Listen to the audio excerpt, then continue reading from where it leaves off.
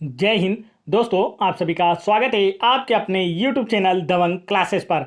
तो दोस्तों, आज हम आप लोगों के लिए लेकर आए हैं मध्य प्रदेश वन रक्षक और जेल प्रहरी एग्जाम की प्रिपरेशन को और बेहतर करने के लिए प्रैक्टिस सेट नंबर 17, जिसमें current affair, GK, GS, MP GK और साइंस के क्वेश्चन रखे गए हैं, जो कि आपके आने वाले एमपी फॉरेस्ट और जेल प्रहरी एग्जाम के लिए काफी ज्यादा इंपॉर्टेंट साबित होंगे।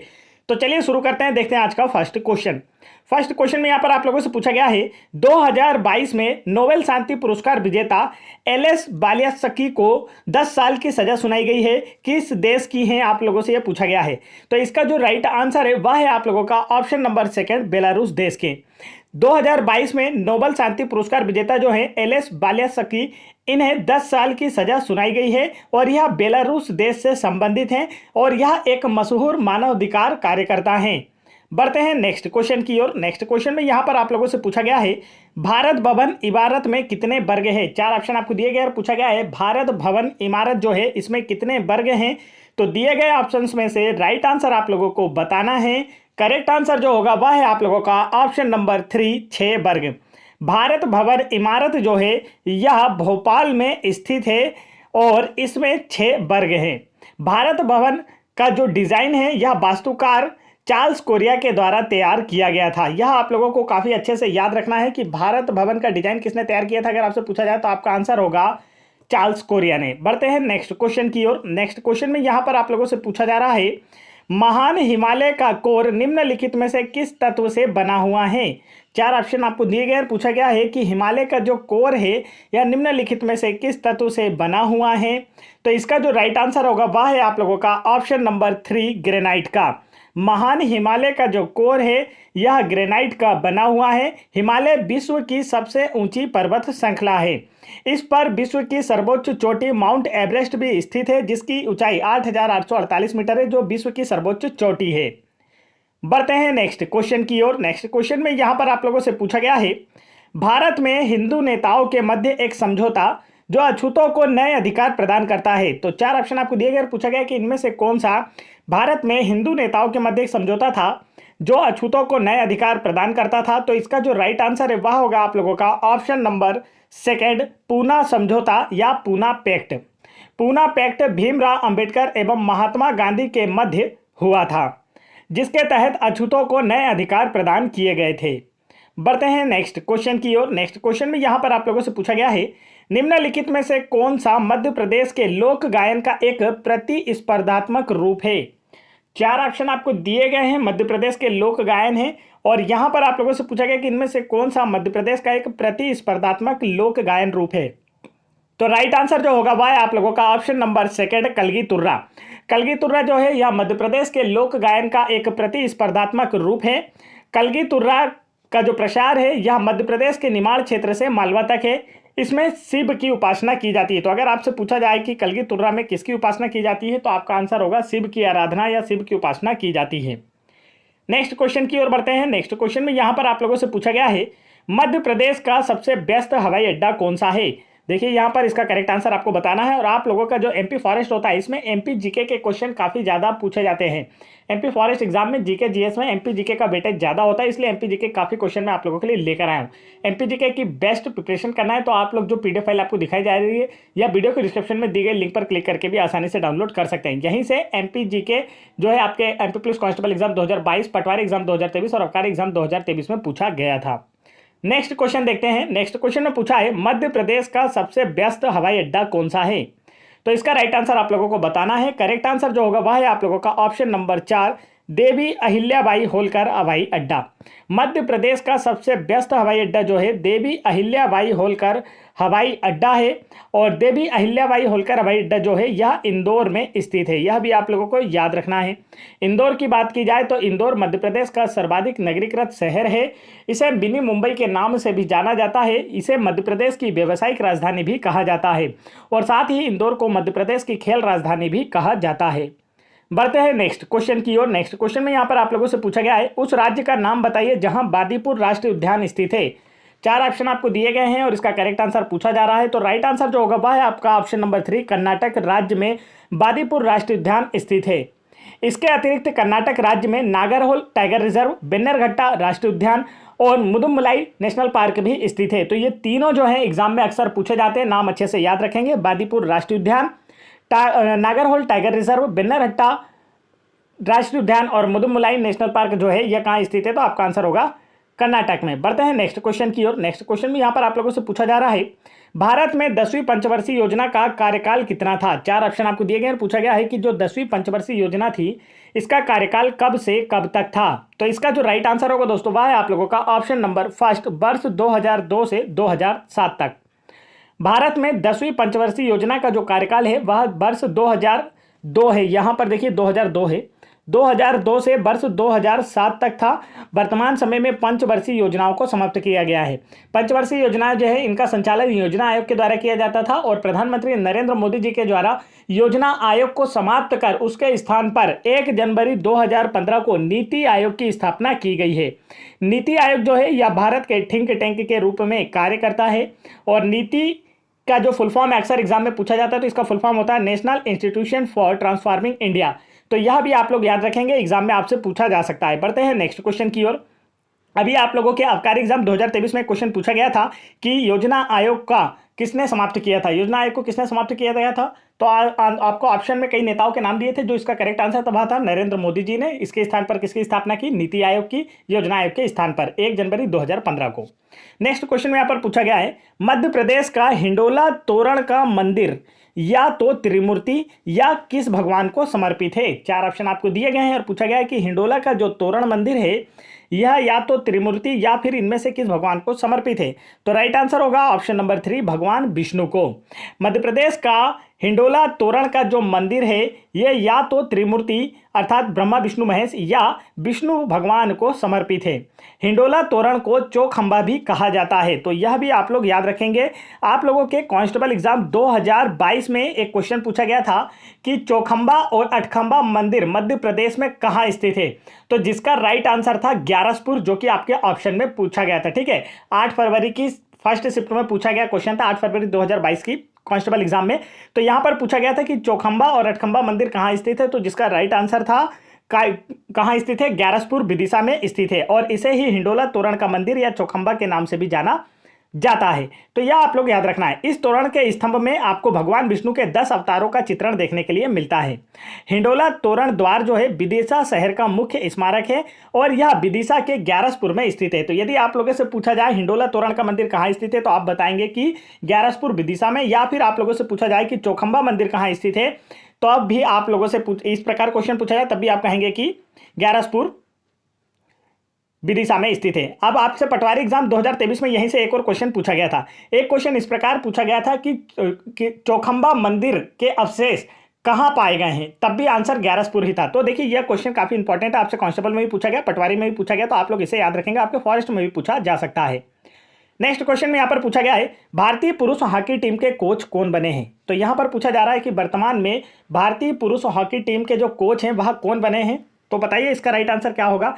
करेक्ट आंसर जो होने वाला है दोस्तों वह है आप लोगों का option number first, Craig Fulton. Craig Fulton जो है यह वर्तमान में भारतीय हॉकी टीम के पुरुष हॉकी टीम के कोच बने हैं। क्रेग फुलटन जो है यह दक्षिण अफ्रीका के पूर्व पुरुष फील्ड हॉकी खिलाड़ी थे और भारतीय हॉकी पुरुष टीम के जो वर्तमान में कप्तान हैं वह हरमनप्रीत सिंह हैं। तो कप्तान का नाम भी आप याद रखेंगे, अक्सर एग्जाम में पूछ लिया जाता है। नेक्स्ट क्वेश्चन में पूछा गया है, मध्य प्रदेश के खरगोन का महाकालेश्वर मंदिर किस राजवंश की वास्तुकला को दर्शाता है। तो आप लोगों से पूछा गया है कि यह जो महाकालेश्वर मंदिर है किस राजवंश की वास्तुकला को दर्शाता है, इसका मीन्स किस राजवंश के द्वारा निर्मित करवाया गया था। तो इसका जो करेक्ट आंसर होगा वह है आप लोगों का ऑप्शन नंबर फर्स्ट, परमार राजवंश।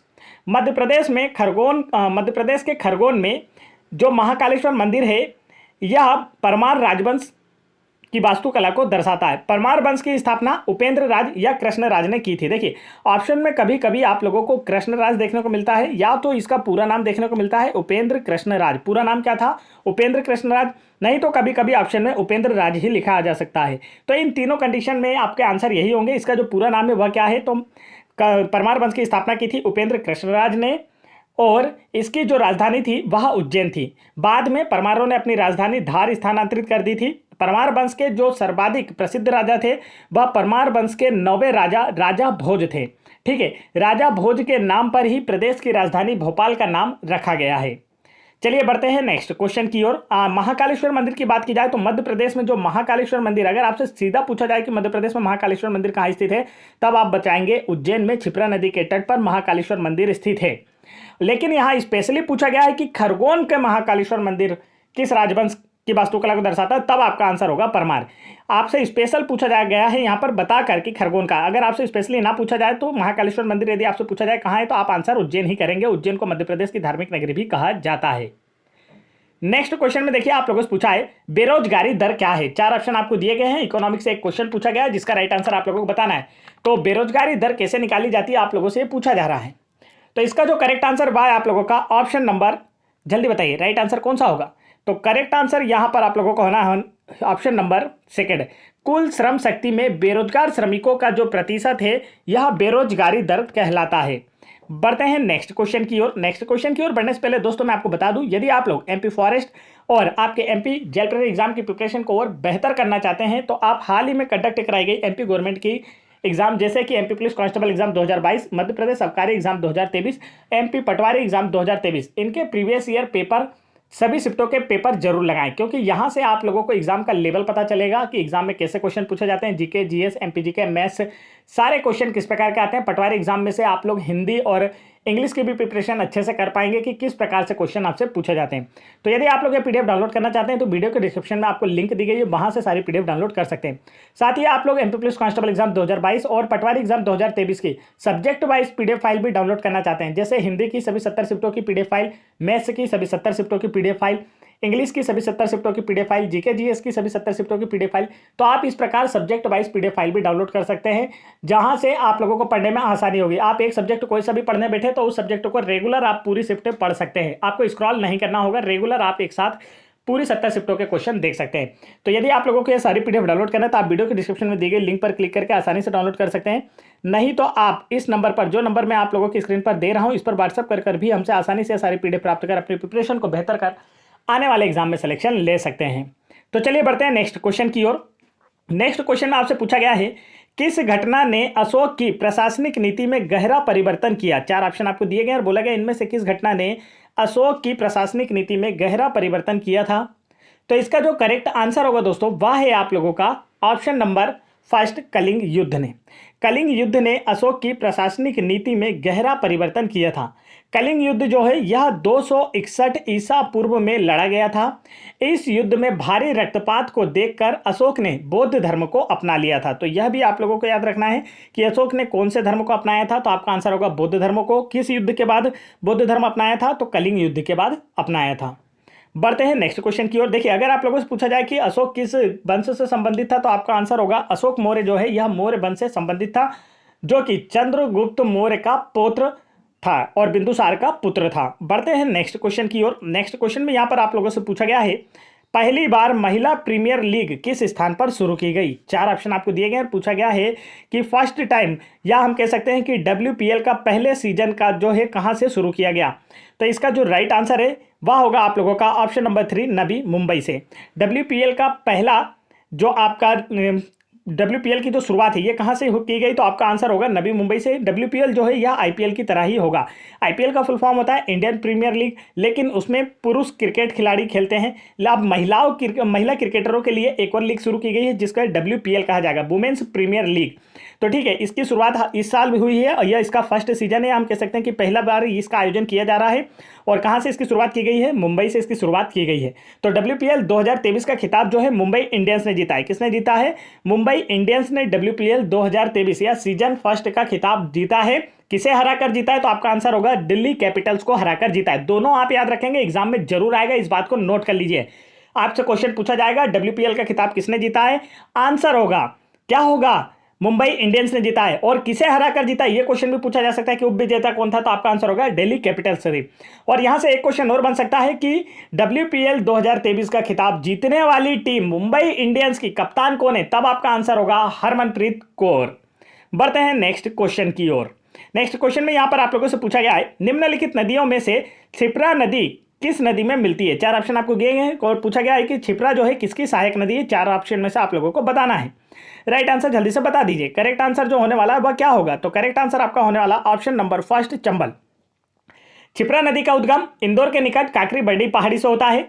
इसे मालवा की गंगा के नाम से भी जाना जाता है। तो पहला क्वेश्चन कि इसका उद्गम कहां से होता है, आंसर होगा काकरी बरडी पहाड़ी से। ऑप्शन में आपको काकरी बरडी लिखा मिल जाएगा हमेशा। दूसरा क्वेश्चन यहां से बनता है कि मालवा की गंगा के नाम से किसे जाना जाता है, तो आपका आंसर होगा क्षिप्रा नदी को मालवा की गंगा के नाम से जाना जाता है। तीसरा क्वेश्चन बनता है कि उज्जैन में महाकालेश्वर मंदिर जो है किस नदी किनारे स्थित है, तो आपका आंसर होगा क्षिप्रा नदी के किनारे स्थित है।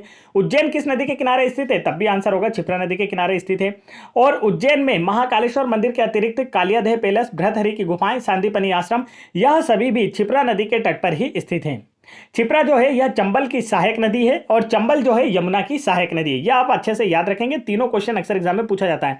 क्षिप्रा किसकी सहायक नदी है, तो आपसे पूछा जाता है कि यह चंबल की सहायक नदी है। और पूछा जाए चंबल किसकी सहायक नदी है, तो आपका आंसर होगा यमुना की सहायक नदी है। और पूछा जाए यमुना किसकी सहायक नदी है, तब आपका आंसर होगा गंगा की सहायक नदी। तो इस प्रकार चेन से आप याद रखेंगे तो सारी लाइन से याद रहेगी, आपसे कुछ भी पूछा जाए आप आसानी से उसका आंसर कर पाएंगे। तो दोस्तों वीडियो पसंद आ रही है तो वीडियो को लाइक करें, चैनल पर पहली बार आए तो चैनल को जरूर सब्सक्राइब कर लीजिए। यहां पर देखिए नेक्स्ट क्वेश्चन में क्या पूछा जा रहा है, तो यहां पर पूछा गया मध्य प्रदेश सरकार के कृषि विभाग के अधीन उद्यान एवं कृषि वानिकी निदेशालय की स्थापना किस वर्ष की गई थी। तो राइट आंसर आप लोगों को बताना है। मध्य प्रदेश सरकार के कृषि विभाग के अधीन उद्यान एवं कृषि वानिकी निदेशालय की स्थापना किस वर्ष की गई। करेक्ट आंसर होगा वर्ष 1982 में की गई थी। आगे बढ़ते हैं नेक्स्ट क्वेश्चन की ओर। नेक्स्ट क्वेश्चन में यहां पर पूछा गया है अंग्रेजों ने हरदा में नगर पालिका की स्थापना किस वर्ष की थी। चार ऑप्शन आपको दिए गए। पूछा गया अंग्रेजों ने हरदा में नगर पालिका की स्थापना किस वर्ष की थी, तो इसका करेक्ट आंसर होगा ऑप्शन नंबर 3 वर्ष 1867 में अंग्रेजों ने हरदा में नगर पालिका की स्थापना की थी। हरदा जिला जो है यह मध्य प्रदेश के मध्य में स्थित है, इसलिए इसे मध्य प्रदेश के हृदय नगरी के रूप में भी जाना जाता है। मध्य प्रदेश में सर्वाधिक कृषि जोत का जो आकार है वह हरदा जिले में ही है। यह क्वेश्चन कांस्टेबल एग्जाम 2017 में पूछा गया था कि मध्य प्रदेश के किस जिले में कृषि जोत का सर्वाधिक आकार है, तो आंसर होगा हरदा जिले में।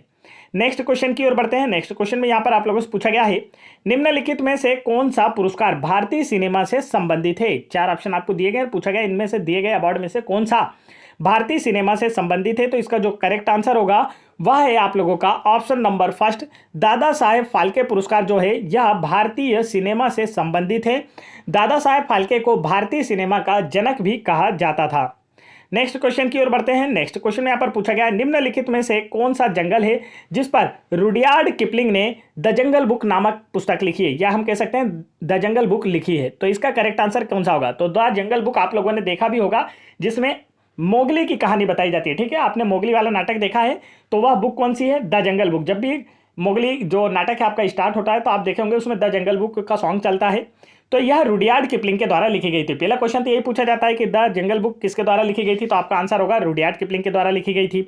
और किस जंगल के ऊपर लिखी गई थी, हम टाइगर रिजर्व के ऊपर लिखी गई थी, तो इसका जो करेक्ट आंसर होगा वह है आप लोगों का ऑप्शन नंबर 3 पेंच टाइगर रिजर्व। रुडयार्ड किपलिंग ने अपनी बुक द जंगल बुक को पेंच टाइगर रिजर्व के ऊपर लिखा था।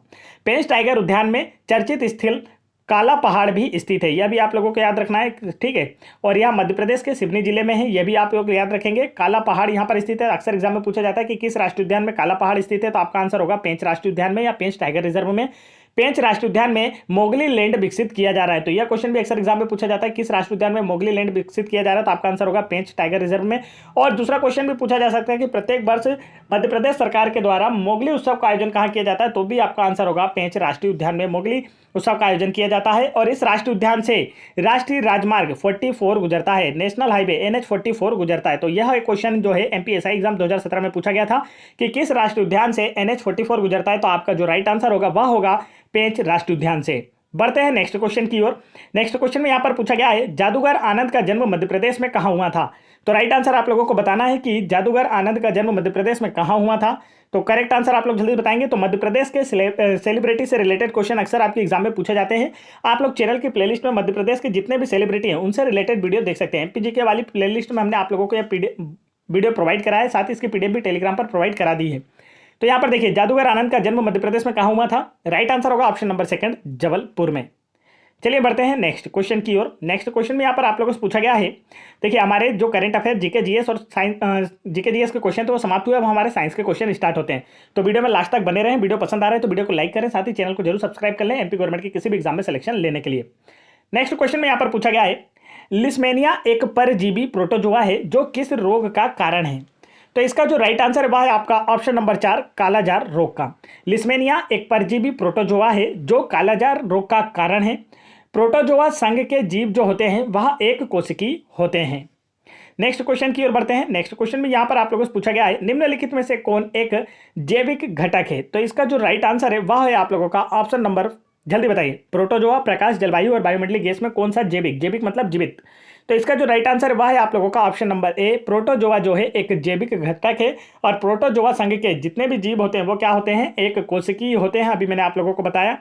नेक्स्ट क्वेश्चन की ओर बढ़ते हैं। नेक्स्ट क्वेश्चन में यहाँ पर आप लोगों से पूछा गया है कोलेसिस्टोकिनिन खालिस्तान द्वारा स्त्रावित मनुष्यों में एक हार्मोन है। तो यह आपको बताना है कि इनमें से किसके द्वारा, किस ग्रंथि के द्वारा स्त्रावित होता है कोलेसिस्टोकिनिन। तो इसका करेक्ट आंसर आपका होगा ऑप्शन नंबर 4 ग्रहणी के द्वारा स्त्रावित होता है। तो चलिए इसके बारे में थोड़ी सी जानकारी भी देख लेते हैं। यहाँ पर देखिए कोलेसिस्टोकिनिन ऊपरी छोटी आंत की कोशिकाओं द्वारा स्त्रावित होता है। इसका स्त्राव पेट या डिओडेनम में हाइड्रोक्लोरिक एसिड, एमिनो एसिड या फैटी एसिड की शुरुआत से प्रेरित होता है। यह पाचन की प्रक्रिया में एक मौलिक भूमिका निभाता है। जब वसा और प्रोटीन आपकी छोटी आंत में प्रवेश करते हैं तो कोलेसिस्टोकिनिन आपके पित्ताशय की थैली और अग्नाशय को अनुबंधित करने के लिए ट्रिगर करता है। अवशोषण के लिए भोजन को तोड़ने में मदद करने के लिए वे आपके डुओडेनम में पित्त और एंजाइम वितरित करते हैं। बढ़ते हैं नेक्स्ट क्वेश्चन की ओर। नेक्स्ट क्वेश्चन में यहाँ पर आप लोगों से पूछा गया है निम्नलिखित में से कौन सा असंपर्क बल का उदाहरण है। 4 ऑप्शन आपको दिए गए हैं, 4 फोर्स दिए गए हैं और पूछा गया इनमें से कौन सा एक असंपर्क बल का उदाहरण है। तो इसका राइट आंसर आप लोगों को बताना है। करेक्ट आंसर जो होने वाला है दोस्तों वह क्या होगा, तो आपका जो राइट आंसर है वह है ऑप्शन नंबर 2 गुरुत्वाकर्षण बल। गुरुत्वाकर्षण बल जो है यह असंपर्क बल का उदाहरण है। असंपर्क बल क्या होता है, जैसे देखिए चुंबक को आपने 2 चुंबक लिए कभी हाथ में, तो देखिए ये चुंबक और ये चुंबक ऐसा थोड़ी दूर पर रखें, लेकिन यदि इन्हें थोड़ा पास लाया जाए और पास लाया जाए तो ये चुंबक क्या होगा, अब यहाँ से इसमें आकर चिपक जाएगी। मतलब क्या हो रहा है, यह जो चुंबक है इस चुंबक पर एक बल लगा रहा है जिसकी वजह से यह चुंबक आकर इससे चिपक जाती है। तो यह कैसा बल हुआ, असंपर्क बल का उदाहरण हुआ। संपर्क बल क्या होता है, संपर्क बल का मतलब होता है जैसे आपने एक पुस्तक को पकड़कर उठाया तो आपने क्या किया, आपके जो हाथ है वो पुस्तक के संपर्क में आए, तो यह संपर्क बल का उदाहरण है। या फिर आप लोग कोई कार्य कर रहे हैं, जैसे आप पेन से लिख रहे हैं तो यहां पर भी कौन सा बल लग रहा है, पेन को आप पकड़ कर लिख रहे हैं, संपर्क बल है। तो असंपर्क बल के बारे में पूछा जा रहा है, तो इसका जो राइट आंसर वह है आप लोगों का ऑप्शन नंबर 2 गुरुत्वाकर्षण जो है यह एक असंपर्क बल का उदाहरण है, क्योंकि पृथ्वी प्रत्येक वस्तु पर गुरुत्वाकर्षण बल लगाती है। तो पृथ्वी पर मौजूद सभी जीवित व अजीवित वस्तुओं पर पृथ्वी द्वारा गुरुत्वाकर्षण बल लगाया जाता है। गुरुत्वाकर्षण बल की जो खोज है यह न्यूटन के द्वारा की गई थी, जो कि एक असंपर्क बल का उदाहरण है। बढ़ते हैं नेक्स्ट क्वेश्चन की ओर। नेक्स्ट क्वेश्चन में पूछा है निम्नलिखित में से कौन अपशिष्ट जल उपचार का एक चरण है। 4 ऑप्शन आपको दिए गए, पूछा गया इनमें से कौन सा अपशिष्ट जल के उपचार का एक चरण है। तो इसका जो राइट आंसर है वह है आप लोगों का ऑप्शन नंबर 1 क्लोनीकरण। क्लोनीकरण जो है यह अपशिष्ट जल उपचार का एक चरण है।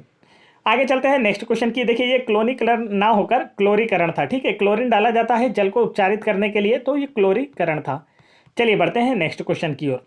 नेक्स्ट क्वेश्चन में यहाँ पर आप लोगों से पूछा गया है निम्नलिखित में से कौन सा रसायन चींटियों द्वारा मनुष्य की त्वचा पर तब छोड़ा जाता है जब वे काटती हैं। तो जब चींटियां आपको काटती हैं तो कौन सा रसायन छोड़ती हैं, ये अक्सर एग्जाम में पूछा जा रहा है, ठीक है। तो यहाँ पर जो राइट आंसर है दोस्तों वह क्या होगा, तो यहाँ पर जो आपका करेक्ट आंसर है वह है आप लोगों का CH2O2। और चींटियों में कौन सा अम्ल पाया जाता है, अक्सर एग्जाम में पूछा जाता है, तो आपका आंसर होगा चींटियों में फार्मिक अम्ल पाया जाता है। नेक्स्ट क्वेश्चन की ओर बढ़ते हैं। यहां पर आप लोगों से पूछा गया है किसी वस्तु का अपनी माध्य स्थिति से अधिकतम विस्थापन क्या कहलाता है।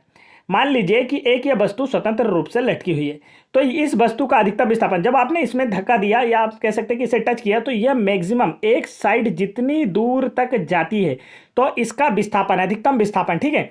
तो इसका अपने माध्य स्थिति से अधिकतम विस्थापन जो होता है वह क्या कहलाता है, आयाम कहलाता है। तो किसी वस्तु का अपनी माध्य स्थिति से अधिकतम विस्थापन क्या कहलाता है, तो आपका आंसर होगा आयाम कहलाता है। नेक्स्ट क्वेश्चन में पूछा गया है प्राथमिक चिकित्सा क्या है। 4 ऑप्शन आपको दिए गए हैं, पूछा गया है प्राथमिक चिकित्सा क्या है। तो इसका जो राइट आंसर है वह है आप लोगों का ऑप्शन नंबर, जल्दी से बताइए, राइट आंसर ऑप्शन नंबर 3 दुर्घटना के शिकार व्यक्ति को दी गई प्राथमिक सहायता जो होती है वह प्राथमिक चिकित्सा कहलाती है। नेक्स्ट क्वेश्चन की ओर बढ़ते हैं। नेक्स्ट क्वेश्चन में यहाँ पर आप लोगों से पूछा गया है दूध से क्रीम को अलग करने के लिए किस विधि का प्रयोग किया जाता है। तो दूध से क्रीम को अलग करने के लिए किस विधि का यूज करते हैं ये आपको बताना है। करेक्ट आंसर होगा ऑप्शन नंबर 3 केंद्र प्रसारक। दूध से क्रीम अपकेंद्रीकरण विधि के द्वारा अलग किया जाता है। इस प्रक्रिया को डिमल्सिफिकेशन के रूप में भी जाना जाता है। देखिए, दूध जो क्रीम होता है इसका घनत्व दूध की अपेक्षा कम होता है। तो जब दूध में एक रॉड डालकर इसे तेजी से घुमाया जाता है तो जो कम घनत्व वाले जैसे क्रीम के कण होते हैं वो कहाँ होते हैं, आकर इससे चिपक जाते हैं। तो इस प्रकार आसानी से दूध से क्रीम को अलग किया जाता है अपकेंद्रीकरण विधि के द्वारा।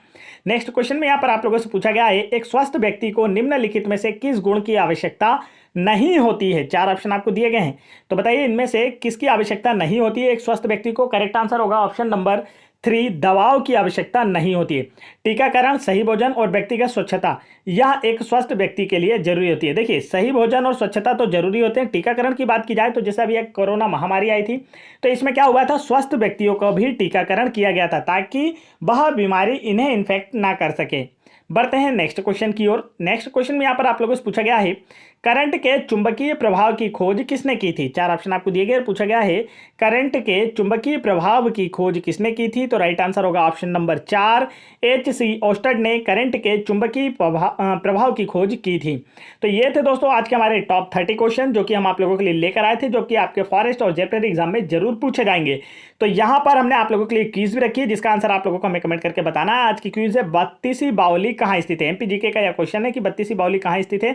तो आप वीडियो के यहाँ पर जल्दी से इसका राइट आंसर कमेंट करके बताएंगे। साथ ही आप लोगों को जितनी भी पीडीएफ दिखाई गई थी, यदि आप लोग उन सभी पीडीएफ को डाउनलोड करना चाहते हैं तो आप इस नंबर पर व्हाट्सअप करके हमसे आसानी से सारी पीडीएफ डाउनलोड कर सकते हैं, प्राप्त कर सकते हैं, जिससे आपकी प्रिपरेशन बेहतर हो पाएगी और आने वाले एग्जाम में आप लोगों का भी सिलेक्शन हो पाएगा। तो फटाफट वीडियो को लाइक करके चैनल को जरूर सब्सक्राइब कर लें। जय हिंद दोस्तों।